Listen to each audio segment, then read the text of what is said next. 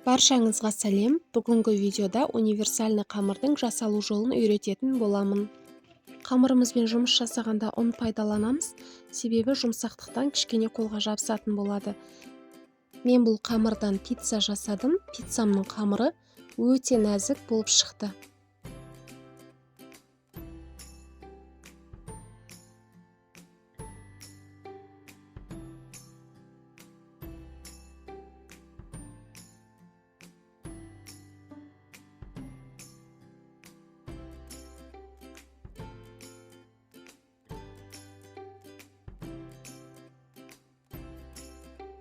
Ал енді қамырымызды жасауға кірісеміз.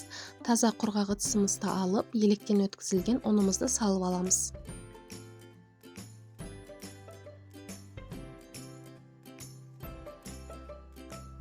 Келесі кезекте ашытқымызды қосамыз. Тұзымызды саламыз. Жақсылап бір араластырып аламыз да сұйық майымызды құямыз. Ал енді жылы суымызды құйып, жұмсақ қамыр илейміз. Қанша мөлшерде керек екенін барлығын описанияға жазатын боламын. Қамырды илеп болып қалған кезде кішкене сұйық май қосып жіберіп, қамырдың басын біріктіріп аламыз. Тағы айта кететін жайт, қамырға қосатын суларыңыз ысқылтым болу керек. Егер қатты ыстық болатын болса, онда сіздердің дрожждарыңыз пісіп қалып, қамырларыңыздың көтерілуі қиын болады.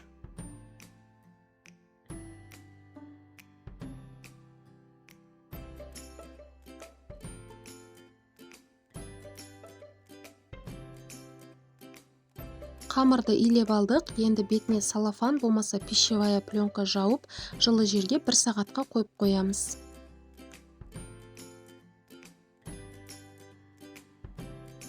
Біздің қамырымыз жылы жерде 1 сағаттай тұрып, әдемі болып көтерілді.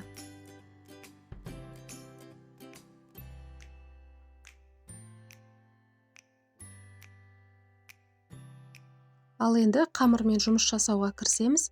Кішкене ұн сеуіп жіберіп, қамырымызды суалаға бөлеміз.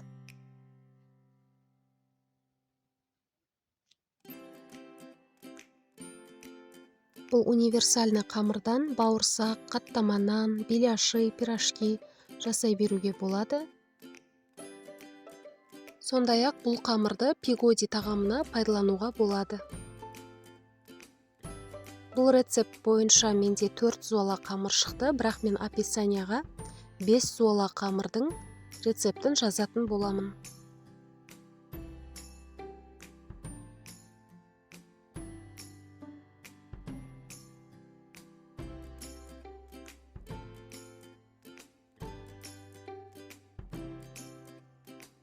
Егер менің видеом сізге пайдалы болса, онда видеома лайк баса кетіңіз. Сонымен қатар каналыма тіркеле кетуді ұмытпаңыздар. Алдағы уақытта неше түрлі рецепттермен бөлісетін боламын.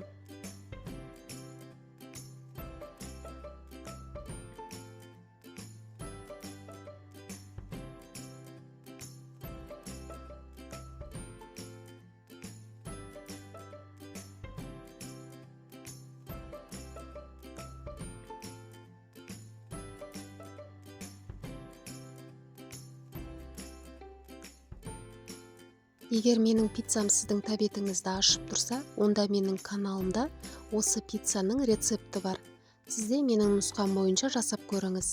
Менімен бірге болғандарыңызға рахмет.